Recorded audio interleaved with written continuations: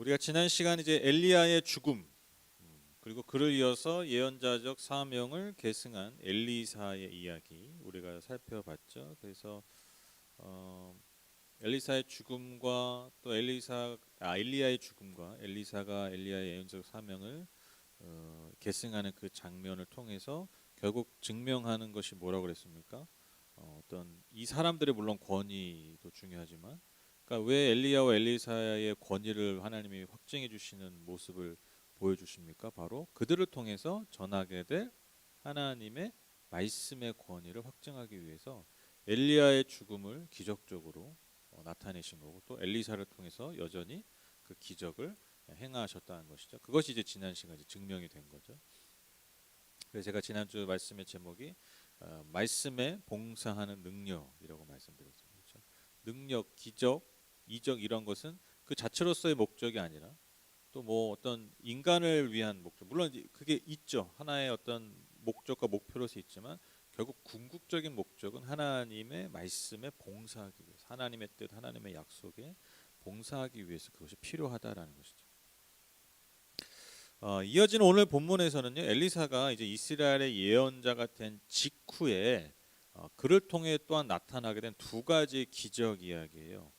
그런데 이제 그 중에 이제 두 가지 기적이 있는데 그 중에 하나가 아주 우리를 좀 당혹스럽게 하는 이야기죠. 저도 사실 이거를 지금까지 제가 신앙생활 40년 하면서 또 심지어 뭐 신학 공부를 꽤나 오래 하면서 이 본문을 이렇게 주의 깊게 본 적은 없고 그냥 이렇게 늘 읽다 보면 참 뭐 이렇게 애들을 죽여 그런 생각 항상 했거든요. 뭐 저렇게까지 죽일까? 근데 저도 어제 이제 말씀 준비하면서 이 본문의 의미를 좀 깨닫게 됐습니다. 그걸 오늘 한번 좀 여러분과 나누고 싶습니다. 두 가지 기적, 그러니까 예언자가 된 직후에 엘리사가 베푼 두 가지 기적이 있어요. 첫 번째 기적은 이제 당시 그가 머물고 있었던 여리고 성읍의 물을 깨끗하게 정화한 이야기입니다. 엘리사가 예언자가 된 직후에 그 성읍 사람들이 즉 여리고 성 사람들이죠. 그 사람들 엘리사를 찾아와서 이렇게 간청합니다. 19절 보시면 그 성읍 사람들이 엘리사에게 말하였다. 보십시오. 선생님께서도 보시는 바와 같이 이 성읍이 차지하고 있는 자리는 좋지만 물이 좋지 않아서 이 땅에서는 사람들이 아이를 유산합니다. 그러니까 여리고 성읍이 살기가 좋았던 땅이었던 것 같아요. 근데 아시다시피 이스라엘 백성들이 가나안 땅에 들어왔을 때 가장 견고한 성이 여리고성 아니었습니까? 그러니까 살기 좋은 성이었어요. 그런데 어떠한 일에서인지 이 여리고 성읍에 물이 오염이 돼서 그 물을 마시는 여인들이 아이를 배어도 유산하게 되는 일이 벌어졌다라는 것이죠. 그래서 이것을 좀 어떻게 할 수 있겠습니까? 어떻게 고칠 수 있겠습니까? 그러한 간절한 마음을 가지고 예언자가 된 엘리야를 계승하고 난 직후에 엘리사에게 찾아와서 도움을 간청했다라는 것이죠. 그러니까 여러분 얼마나 이 땅이 저주받은 땅입니까? 그 저주받은 땅의 상징이죠. 뭐 단지 뭐 좀 가난하고 이 수준이 아니라 여인들이 생명을 잉태하지 못하는 제대로 낳지 못한 일이 벌어지니까 죽음의 땅이 된 거죠. 저주의 땅이 된 거예요. 생명이 재생산되지 않은 땅이기 때문입니다. 그래서 하나님의 예언자인 엘리사에게 도움을 청한 것이죠. 이 말을 듣고 엘리사가요 여리고 성읍 사람들에게 새 대접에 뭘 가져오라면 소금을 조금 가지고 와라 그렇게 명합니다. 그리고 그 가져온 소금을 들고 엘리사가 그 여리고 성읍의 물의 근원으로 가서 그 근원에다가 그 대접에 있는 소금을 뿌린 후에 21절에 주님께서 이렇게 말씀하신다. 내가 이 물을 맑게 고쳐 놓았으니 다시는 이곳에서 사람들이 물 때문에 죽거나 유산하는 일이 없을 것이다 라고 선포합니다.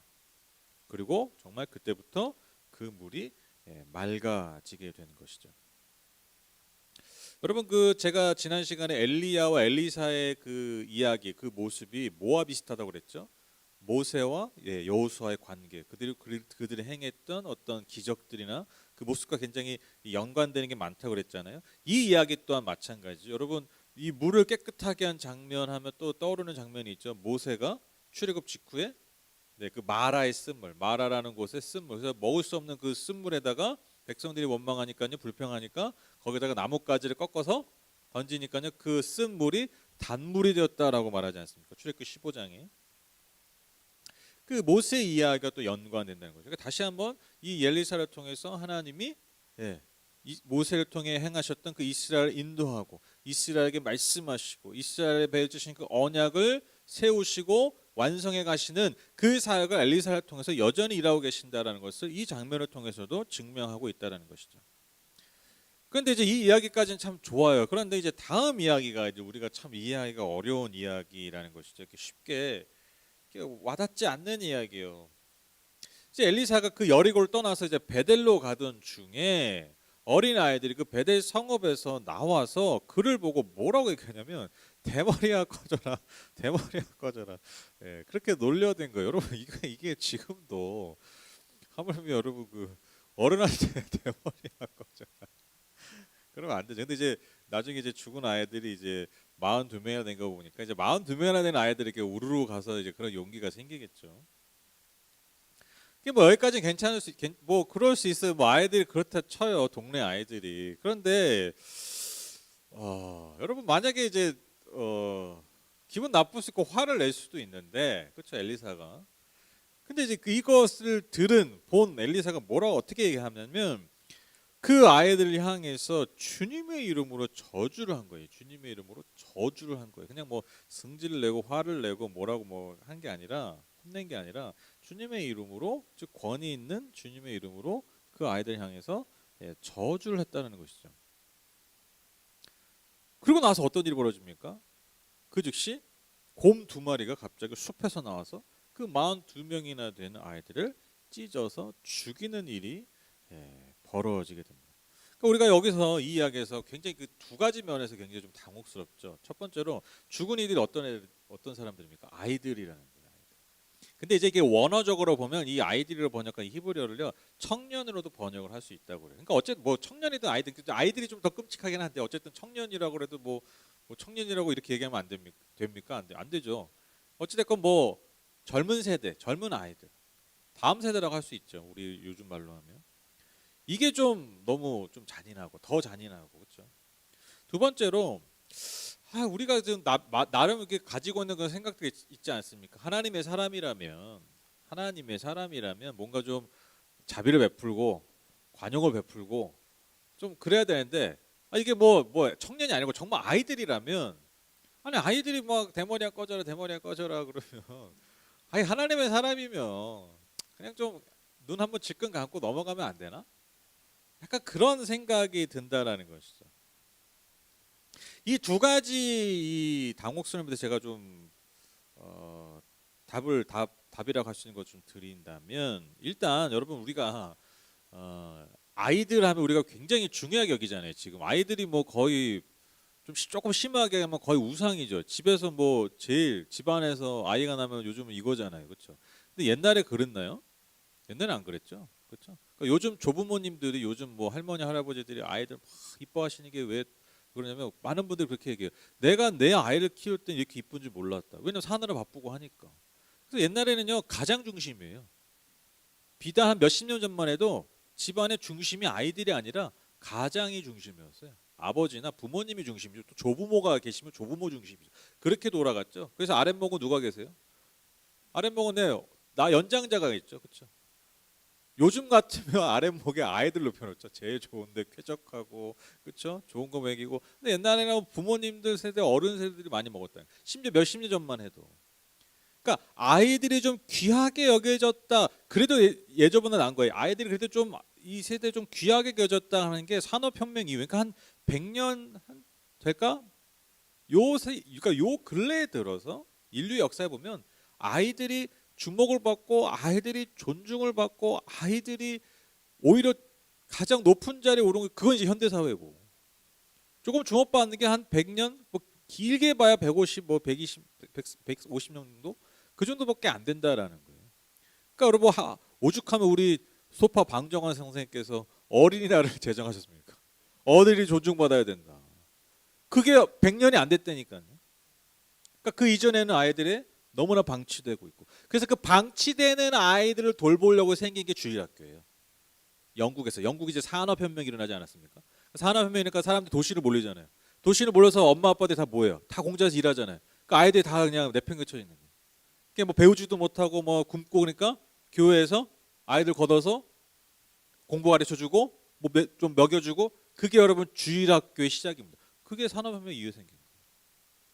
그러니까 아이들은 그냥 방치된 상황. 그러니까 지금 우리가 여기에 대한 느끼는 아이들에 대한 감정은 지극히 오늘날의 감정이라는 거예요. 그러니까 당시에 만약 이 일을 봤을 때 이 본문을 처음 봤을 이스라엘 백성들, 이스라엘 사람들이 있어서 이 본문을 보자마자 무슨 생각 들었습니까? 아이들한테 이런 어떻게 이럴 수가 이런 생각 안 한다는 거죠. 이거 어떻게 아이들이 이렇게 행동을 하는가 이렇게 그러니까 어떻게 보면 이 아이들이 무엇을 반응하는 거예요? 그 성업 사람들, 그 어른들을 반영하는 거예요. 그렇죠? 여러분 아이들의 모습이 기성세대를 반영하잖아요. 그렇죠? 그러니까 예를 들면 우리나라에서 아이들이 뭐 겨울만 되면 등골 브레이커라 그래가지고 그 비싼 잠바 그거 뭐 하잖아요. 근데 예전에 그런 거 나왔잖아요. 그 잠바로 아이들이 자기들 내에서 등급을 매긴다. 그 가격에 따라서 그 등급이 있어요. 그 패딩도요. 그 등급이 있어요. 그 뭐지? 그 충진된 거, 그 털 같은 거. 네, 그게 뭐 800이냐, 850이냐, 700이냐, 뭐 아예 숫자도 없는 것도 있고. 그걸로 예. 그래서 제일 좋은 거가 제일 좋은 잠바 같은 게 사실 우리나라에서 그게 저 히말라야 올라갈 때 입는 거라며요. 거기 올라갈 때 입는 걸 우리가 저희 대한민국에서 입고 있는 거예요. 왜 그게 비싸니까. 그거 보면서 막 어른들 욕하잖아요. 애들이 저러고 부모 등골 빼먹고 그래서 등골 브레이커 그러는데. 근데 저는 그거 보면서 무슨 생각하냐면 그게 어른들의 반영이에요. 이 대한민국 사회 반영이 된 거예요. 아이들이 스스로 만든 게 절대 아닙니다. 늘 서열을 세우고 등급을 나누고 사회만 나가면 차로 뭐 타고 다니나 가방은 뭐 들고 다니나 집은 어디에 사나 브랜드냐 뭐냐 주공이냐 어디냐 다 이런 거로 등급 매기잖아요. 그게 애들한테 반영된 거죠. 그러니까 지금 아이들이 엘리사를 무시하고 엘리사에게 저주를 퍼붓는 것은 이 성읍 사람들 엘리사가 가지고 있는 것을 너무나 상징적으로 보여주는 장면이에요. 그러니까 아이들이 잘못한 게 아니라는 거예요. 그리고 두 번째로 이게 이제 중요한 건데 여러분 이 이야기가 즉 이 장면이 어떻게 보면 굉장히 끔찍한 장면 어떻게 보면 오늘날 우리가 읽을 때 이해되지 않는 이 장면이 여러분 우리가 중요하게 봐야 될 게 뭐냐면 이 이야기가 전하고자 하는 메시지가 뭐냐라는 거예요. 이 이야기가 전하고자 하는 메시지를 우리가 잘 알게 되면 왜 엘리사가 이렇게 행동할 수밖에 없고 왜 이러한 이야기가 여기 있을 수밖에 없는지 우리가 알 수 있다는 것이죠.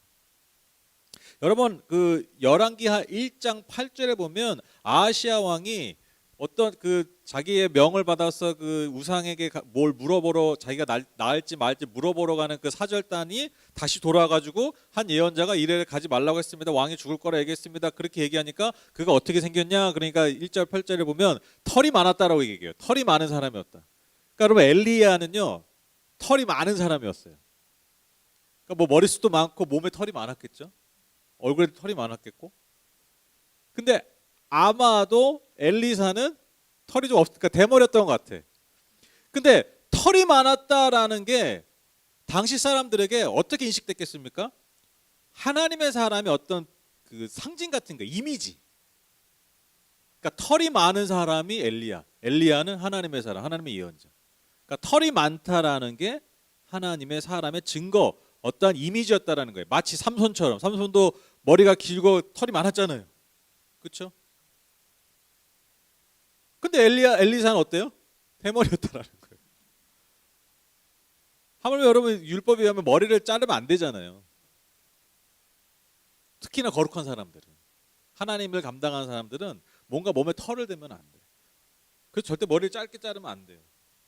근데 머리가 없네. 이게 물론 자연 탈모겠지만 그 자체로 뭔가 엘리사는 하나님 사람이 아닌 것 같아.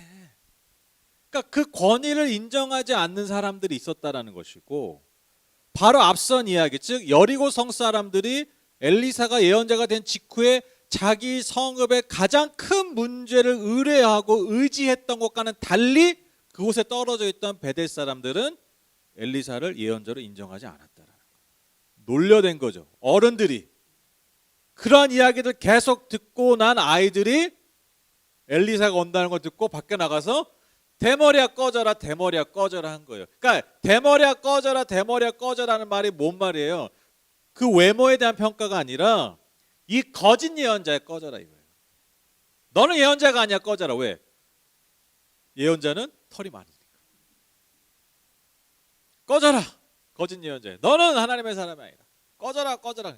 그러니까 여러분 왜 엘리사가 저주한지 아시겠죠? 단지 아이들을 저주한 게 아니라 하나님의 사람을 인정하지 않고 하나님의 권위를 인정하지 않은 그 성읍에 하나님이 엘리사를 통해 분명한 메시지와 저주를 내리신 거라는 거죠. 이해가 되시죠? 네, 이런 의미라는 거예요.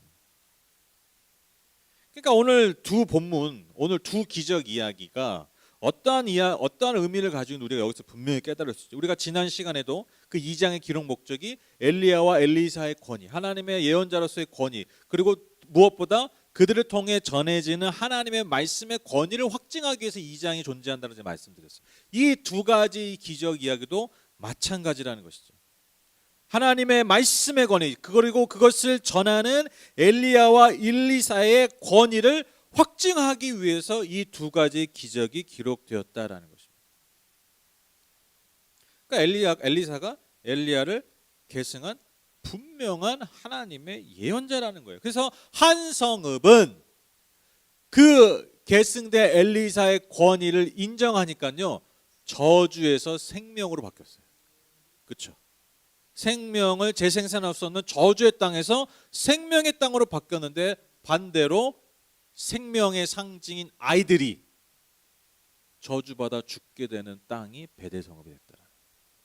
그러니까 아주 극명하게, 그러나 분명하게 이 두 성읍의 모습이 나타납니다. 그러니까 하나님의 말씀을 인정하느냐, 그 권위를 인정하느냐, 아니면 인정하지 않고 받아들이지 않느냐. 그래서 받아들인 자에게 뭘 주시는 거예요? 생명. 받아들이지 않는 자에게는 저주가 임하게 되었다라는, 죽음의 저주. 그러니까 여러분, 저는 이게 의미심장한 거예요. 뭐가 의미심장하냐면 그 생명을 받은 여리고 성읍이 결국 그 잉태와 관련된 거잖아요. 아이들. 근데 여러분, 저주받은 이 베델 성읍도 결국 죽은 존재들이 어떤 아이들이에요? 아이들이죠, 아이들. 그러니까 이 생명, 특히 다음 세대의 생명과 관련된 이야기가 얼마나 우리에게 분명하게 하나님 말씀의 권위와 능력을 보여주는지 우리가 알 수 있다라는 것입니다. 그래서 여러분, 우리가 늘 분명하게 깨달아야 되는 게 뭐냐면, 여러분, 생명은요 하나님의 말씀에 있다라는 거예요. 생명은 하나님의 말씀. 그래서 여러분, 그 성경을 보면요, 말씀과 생명이라는 단어가 연결된 부분이 굉장히 많아요. 그리고 생명과 하나님의 말씀이 연관된 이야기도 많아요. 그러니까 하나님의 말씀이 단지 복받고 이런 수준이 아니라, 당연하죠. 하나님의 말씀을 통해 복을 받지만, 여러분, 그 복 위에 뭐가 있습니까? 생명 아닙니까? 아니, 내가 세상 복을 다 쓸어 모아도 내가 내일 당장 주면 그 복이 무슨 의미가 있어요? 내가 세상의 복을 다 얻는다고 해도 내가 세상의 복을 다 줄게, 그런데 네가 오늘 밤 죽을 거야. 그러니까 그 오늘 밤까지 그 복을 다 누려. 여러분, 누가 그 복을 선택하겠어요? 여러분, 모든 것 위에 뭐가 있습니까? 생명이 있습니다. 그리고 그 생명을 주시는 통로가 뭐냐? 하나님의 말씀이에요. 여러분, 여리고성의 물이 맑아진 게 무슨 새 대접의 답은 소금 때문이 아니에요. 그 소금을 뿌린 엘리사 때문에 된 것이 아닙니다. 그 엘리사 입을 통해서, 엘리사가 뭐라고 얘기한다고요? 21절에 주님께서 이렇게 말씀하신다. 내가 이 물을 맑게 고쳐놓았으니 다시는 이곳에서 사람들이 물 때문에 죽거나 유산하는 일이 없을 것이다. 그 말씀의 힘과 능력과 권위 때문에 그 여리고의 물이 깨끗해진 거죠. 그리고 그 말씀을 전하는 엘리사를 인정하니까요, 받아들이니까요, 그것이 선한 통로가 되어서, 믿음의 통로가 되어서 그 생명이 그 땅에 실제가 되었다는 것이죠. 그래서 여러분, 우리 또한 우리의 삶의 진짜 생명, 진정한 생명을 어디서부터 찾아야 됩니까? 하나님의 말씀으로부터 찾아야 됩니다. 그러니까 말씀을 통해서 우리가 얻어야 되는 게 뭐예요? 생명이에요. 진짜 생명, 나를 살리는 생명. 그러니까 여러분, 자꾸 말씀을 볼 때 그렇게 보는 경향들이 있잖아요. 뭐 이렇게 무슨 법칙처럼 무슨 법칙, 복 받는 법칙, 네, 복 받는 법칙. 그래서 뭐 이렇게 하면은 복을 받고, 뭐 이렇게 하면 기적으로. 이게 좀 죄송한 얘기입니다. 이게 뭐 죄다 뭐 이런 건 아니지만 이게 하수예요, 하수. 진짜 하수예요, 하수. 말씀을 통해서 생명을 얻는 진리를 얻어야죠. 생명을 얻는 진리. 아니 잘 먹고 잘 사는 법은요 유튜브에 많아요. 유튜브에 뭐 파삭해요. 뭐 요즘 뭐 정보 뭐 앞으로 미래 전망 진짜 많아요. 저도 그런 거 종종 보거든요. 너무 모르면 안 되니까. 좋은 정보들 많아요. 그래서 정말 내가 이 세상에서 지혜롭게 살 만한 여러분 정보들이요, 지식과 정보들이 요즘은요, 뭐 옛날에 막 세미나 찾아가야 되고 돈 내고 뭐 수강해, 요즘 유튜브 검색만 하면요, 예, 돈 몇십만 원, 몇백만 원 주고 들어야 될 강의들을 그냥 예, 클릭 몇 번으로 다 봐요. 요즘 다 그런 세상이에요. 그런 지식들은요, 우리가 언제든지 찾아 볼 수 있다니까요. 근데 여러분 우리가 하나님의 말씀을 우리가 듣고 보고 배우고 공부하는 걸 통해서 단지 여러분 그 정도 수준의 지식을 얻으려는 여러분 그러한 마음이 여러분 얼마나 죄송합니다. 하수입니까? 하수예요. 그건 낭비입니다. 낭비. 내가 비록 그 시작이 그러한 것들을 얻기 위해서 출발했다 할지라도 내가 하수였다 할지라도 여러분 하수가 원해야 되는 게 뭡니까? 고수의 길로 가야죠. 언제까지 여러분 하수를 두고 있을 거예요? 고수의 수를 둬야죠. 고수의 수. 그게 뭡니까? 말씀을 통해서 진짜 중요한 생명을 찾는 생명의 길을, 생명의 법칙을 찾는 거죠. 있어요, 진짜 있어요, 있어요, 있어요. 제가 지난주에도 주일로 설교도 말씀드렸죠. 우리가 여러분 은혜를 받아야죠. 은혜, 복음을 들어야 돼요. 교회에서 말씀을 통해 복음을 들어야죠. 경쟁에서 이기는 법칙을 이기면 얻으면 뭐예요? 또 경쟁에서 질 건데? 그렇잖아요. 내가 이 경쟁의 법칙에서 이기는 걸 내가 어떻게 이기나 내가 그건 복음이 아니에요. 그건 은혜가 아니죠. 그거는 부산물이에요. 부산물. 그냥 내가 하나님 은혜 아래 새로운 존재가 됐을 때 얻는 승리는요 부산물이에요. 그냥 저기 전리품이 전리품. 진짜 내가 승리할 때 얻는 전리품에 불과한 건데 그걸 뭔가 법칙으로 접근하면요 그게 얼마나 안타까운 겁니까? 그러니까 은혜를 받아야죠. 복음을 들어야죠. 거기에 생명이 있으니까요. 그게 어디 있다? 말씀에 있습니다. 말씀. 그러니까 이미 있어요. 이미 있는데 자꾸 우리를 그거를 예, 하수의 법칙으로 우리가 재해석해서 재번역해서 자꾸 이렇게 예, 입에 넣으려고 그러는 거예요. 이게 참, 이게 좀, 제가 만약 하나님이라면 하늘에서 그런 마음 그런 말씀 참 말씀하실 거예요. 야 내가 말하는 건 그게 아니고 내가 원하는 건 그게 아니고 야 뭐 자꾸 애들 죽인 것만 보고 있어. 그 얘기 하고자 하는 게 아니잖아. 뭐 애들 버르장머리 없으면 저주해라. 뭐 이런 거 아니잖아. 뭐 하나님의 종에게 절대 저주하면 안 된다. 이런 얘기 아니잖아요. 하나님의 종이 무슨 권위가 있어요. 말씀의 권위가 있는 거죠. 말씀을 전할 하나님의 말씀이 전해질 때 그 종에게 권위가 생긴 거지. 여러분 종 자체에 권위 없습니다. 종 자체에 권위가 있는 게 아니에요. 좀 제대로 야 그게 아니야. 이 얘기 되게 많이 하실 것 같아 하늘에서. 그게 아니고 네, 은혜가 많으셨죠. 자비를 베푸셨어요. 네, 우리 같으면 아유 그냥 저 곰이랑 같이 먹어야 되는데 곰이랑 같이 네, 그럴 존재예요 사실. 하나님 참 은혜를 베풀어 주시는 거죠, 그렇죠? 생명을 우리가 말씀에서 찾아야 됩니다. 우리가 이것을 꼭 기억해야 되고요. 두 번째로 여러분, 그래서 우리가 귀하게 여겨야 될 게 뭐냐면 하나님의 말씀의 통로를요 우리가 주의 깊게 볼 줄 알아야 되고요, 주의 깊게 그것을 깨달을 줄 알아야 되고 그것을 귀하게 여길 줄 알아야 된다. 예를 들면 여러분 말씀에 하나님의 말씀의 통로가 뭐가 있습니까? 여러분 교회 공동체가 있죠. 또 목회자가 있죠. 그 다음에 성도들끼리 교제가 있죠. 그리고 뭐 당연히 성경, 하나님의 말씀.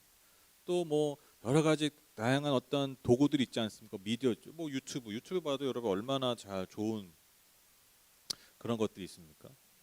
근데 여러분 제가 말씀드렸잖아요. 이걸 우리가요 분별할 줄 알고 분별하는 것을 귀하게 여길 줄 알아야 돼요. 여러분 귀한 걸 안다는 것 자체가 여러분 분별할 줄 안다는 거잖아요. 그렇죠? 이게 금이냐 철이냐 뭐 어떻게 해야 돼요? 분별할 줄 알아야 되잖아요. 그렇죠? 그래서 내가 분별하면요 이게 금이면 어떻게 해야 됩니까? 이거를 귀하게 여겨야 되고요. 그냥 철이면 그냥 대충 여겨도 돼요. 그러니까 이 하나님의 말씀의 통로를 분별할 줄 알고 귀하게 여길 줄 알아요.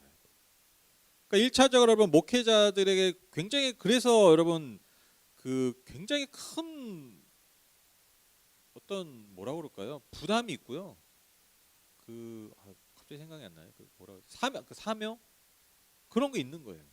그러니까 네 함부로 뭐 해서 이런 거 가지고 뭐 주의 종을 그러니까 저는 아니 어떻게 저런 말 이렇게 쉽게 하지? 이해는 되는데 이해는 되는데 그러니까 내가 그 말 한다는 건요 내가 그만큼의 짐을 진다는 거예요. 책임을 진다는 거예요. 내가 말하는 게 하나님의 말씀이니까 당신들 함부로 나 해코지하지 마 저주하지 마. 근데 뭐가 담보되어 있어야 되는 거예요. 내가 진짜 하나님의 말씀을 잘 전하고 있는 거. 이게 담보되어 이걸 어떻게 쉽게 얘기할 수 있겠어요. 함부로 얘기할 수 없는 거예요. 그러니까 그걸 목회자 스스로도 잘 분별해야 됩니다. 그런 말들을 쉽게 하면 안 된다는 거죠. 또 여러분 우리가 교회 공동체가 비록 완전하지 않지만 부족한 것 투성이지만 왜냐 인격과 인격들이 모였기 때문에 인격이 완전하지 않은데 그 완전하지 않은 인간들이 모으니까요 더 평균값이 더 떨어지죠. 그렇죠? 평균값 더 떨어져요. 그러니까 우리 개개인의 인격도 여러분 부족한 게 많은데 그 부족한 개개인 인격들이 모여서 공동체 이루니 여러분 이 공동체가 하나의 인격이라고 치면요 얼마나 부족한 게 많겠어요. 얼마나 빈틈이 많겠어요. 근데 여러분 놀란 게 뭐냐면 하나님이 이 연약한 몸, 이 연약한 공동체를 통해서 여전히 말씀하신다. 이게 너무 놀라운 거예요. 그러니까요 교회 공동체는요 인간의 됨됨이 때문에 귀한 게 아니라요 그 변변치 않은 공동체를 통해서 여전히 하나님이 말씀하시기 때문에 귀한 거예요. 소중한 거예요. 가치 있는 거예요. 그리고 두려운 거예요. 왜? 하나님이 이 공동체를 통해서 말씀하시기 때문에. 저는 뭐 아무리 뭐 세상에서 교회가 욕먹고 세상에서 아무리 여러분 뭐 권위가 떨어진다 해도 여러분 중요한 게 뭐예요? 중요한 게 뭐예요? 하나님 여전히 말씀하신다는 거예요, 교회에. 진짜 죄송해요. 개차반인 교회라 할지라도 목회자가 진짜 너무 영 아니어도 그 예배를 드리는 한 영혼의 중심이 하나님 앞에 서 있을 때 하나님이 진짜 아무 말을 해도요 그 영혼에게 하나님이 그 공동체를 통해서 말씀. 이게 신비죠. 그러니까 두려운 거예요. 두려움. 제가 예전에는 좀 뭐 이상한 게 망해라 이런 얘기 속으로 많이 했거든요. 요즘 안 해요. 요즘 안 해요. 그냥 아쉽다, 안타깝다. 그런 마음이 있지. 저거 무너져야 돼. 왜냐면 그 목회자들 때문이 아니에요. 그 교회 지도자들 때문이 아니에요. 그 안에 있는 성도들 때문에. 절대로 함부로 얘기해서는 안 돼요. 그 안에도요 하나님 앞에 서 있는 하나님의 말씀에 붙드는 존재들이 있어요. 그러니까 그 교회가 존재하는 겁니다. 그러니까 그 영혼들이 뭘 가지고 있는 거예요? 하나님의 말씀을 여전히 붙들고 있기 때문에. 또 여러분 우리가 그 많은 또 미디어들이 있지 않습니까? 뭐 인터넷도 있고 뭐 유튜브도 있고 뭐 라디오 극동 방송도 있고 CBS도 있고 뭐 기독교 방송 뭐 여러 가지 있지 않습니까? 근데 뭐 진짜 뭐 되게 교만한 얘기인데 진짜 참 이렇게 옥석을 가리기가 쉽지 않잖아요, 그렇죠? 그런 방송 특히 막 뭐 너무 많아요, 너무 많. 그리고 다 제가 알기로는 이제 뭐 이렇게 광고료처럼 이렇게 돈으로 이제 그 시간을 사는 거예요. 그래서 이제 제일 많이 보는 시간에 보면 이제 제일 큰 교회 목사님들이 하시잖아요. 그게 그 단가 때문에 그런 거예요. 단가 때문에 누가 제일 많이 보냐, 어떤 시간에 제일 많이 보냐. 여지없이 여러분 큰 교회 목사님들이 그 시간에 설교하고 계세요. 그 단가 때문에 그래요. 단가 때문에. 그러니까 여러분 그냥 돈만 있으면 여러분 방송 나오는 거예요. 솔직히 말하면 돈만 내면 내가 방송 타면서 내보낼 수 있는 거죠. 네, 그렇죠. 강남 뭐 강북에 또 뭐 노른자 땅에 있는. 그러니까 저는 이제 그거를 뭐 나쁘다 이런 게 아니라 마찬가지입니다. 여러분. 옛날에도요, 여러분. 우리가 지금 보잖아요. 말씀을 통해서 보지만 거짓 예언자 있고 참 예언자가 있어요. 그렇죠? 그 아하방 밑에 그 얼마나 많은 그 600명이었나요? 제 기억이 정확히 안 나는데. 그 예언자들이 전쟁 나가도 됩니다. 근데 미가야만은 네, 당신 죽을 것이다. 안 듣는 거잖아요. 그 뭐예요? 그걸 분별할 수 있는? 그 예나 지금이나 똑같아요. 그것을 분별하는 몫이 우리에게 있습니다. 그래서 성령의 조명하심을 따라 무엇보다 말씀의 진리를 따라 여러분 우리가 그 하나님 말씀을 잘 분별할 수 있어야 됩니다. 그래서 여러분 많이 이용하세요. 유튜브도 이용하시고 뭐 많이 보세요. 근데 그것을 잘 분별할 수 있는 지혜와 또 성령의 조명하심 아래서 그것을 잘 바라봐야 될 줄 믿습니다. 그리고 또 하나 이제 저는 또 말씀드리고 싶은 게 제가 뭐 요즘 계속 말씀드리지만 이 온라인 예배라는 이 시대 지금 온라인 예배 시대죠 시대고 시대인데 여기서도 우리가 잘 분별해야 돼요. 예배라는 것이 무엇인가 예배의 목적이 무엇이고 또 예배라는 것은 결국 어떻게 완성되어 가는가 그리고 우리가 뭐 단지 뭐 1, 2년 이 뭐 예배 바짝 하고 하는 게 아니잖아요. 초등학교 6년 중학교 3년 뭐 교육 한 12년 받으면 뭐 그런 거 예배가 그런 거 아니잖아요. 우리의 평생의 삶으로 드려야 되는 거죠. 또 나의 그 예배의 모습을 통해서 어떻게 돼요? 그게 전수돼요. 그게 유산으로 흘러가요. 그러니까 내가 지금 드리는 예배는요, 결국 영원의 예배가 되는 거예요. 지금 이 시간 시대만의 예배가 아니니까 그러니까 내가 온라인 예배를 어떻게 드려야 되는 거예요. 그리고 이 온라인 예배 팬데믹 시대가 끝나고 나서 우리가 예배를 어떻게 다시 주님 앞에 다시 세워야 되는 거예요. 이 부분에 대해서 우리가 정말 고민하고 정말 잘 분별해야 돼. 진짜 잘 분별해야 돼요. 그러니까 내 감각과 유행을 따라가는 게 아니라 진짜 예배에 대한 그 본질을 정말 잘 짚으셔야 돼요. 이게 진짜 우리에게 주어진 굉장히 중요한 저는 이 시대의 사명이라고 생각해요. 그래서 저는 어떻게 보면 팬데믹이 딱 되고 나서 야 이제 우리 예배 어떻게 드리냐, 야, 온라인 예배 어떻게 하냐 이 고민 많이 했잖아요. 그래서 뭐 이렇게 돼보고 저렇게 많이 했잖아요. 그것보다 훨씬 더 중요하게 야 이제 이거 팬데믹 끝내고 우리 어떻게 예배해야 되냐, 어떻게 우리의 마음을 새롭게 해야 되냐 이게 더 중요한 고민이에요. 정말. 왜? 온라인 예배가 어느 순간 우리의 감각에 만족하는 예배가 되버릴 거예요. 우리의 감각에 죄송합니다. 봉사하는 예배가 되버렸어요. 그리고 거기에 너무 익숙해졌어요. 그러니까 지금 뭐 피치 못할 사정으로 온라인 예배 들으신 분들한테 뭐라 그러는 게 아니라 그게 알게 모르게 우리 안에 또 다른 옵션이 된 거예요. 옵션. 선택사항이 되버려요. 진짜 그렇게 됐어요. 네. 그러니까 이게 롱텀, 그러니까 긴 호흡으로 보면요, 이게 진짜 양날의 검이 돼요. 이게 정말 잘 분별해야 돼요. 네, 잘 분별해야 돼요. 이게 뭐 낙관적으로 보는 분도 있어요. 뭐 앞으로 뭐 젊은 세대들에게 더 접근이 잘 되고 정말 저는 너무 인간을 모르는 것 같아요.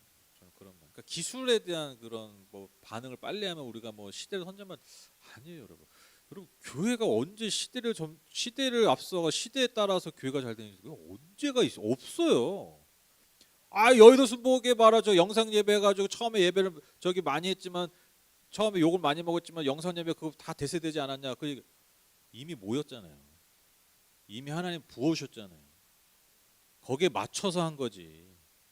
그게 앞서 그런 게 아니에요. 그것 때문에 사람이 모인 게 아니에요. 그것 때문에 예배를 더 잘 드리는 게 아니에요. 이미 갈급한 영혼들이 교회 안에 들이닥쳤어요. 이미 예배하고 싶은 영혼들이 교회에 몰려든 거예요. 근데 지금 접근이 어때요? 야 이렇게 해야 잘 된다. 이렇게 해야 사람들이 모일 거다. 본질 잃어버리고 예배의 본질 잃어버리고 예배를 나오는 영혼들이 어떤 마음이고 어떤 마음이어 하는지는 다 잃어버린 채 어떻게 하면 사람들한테 잘 접근할까 이것만 보니까 유행만 보니까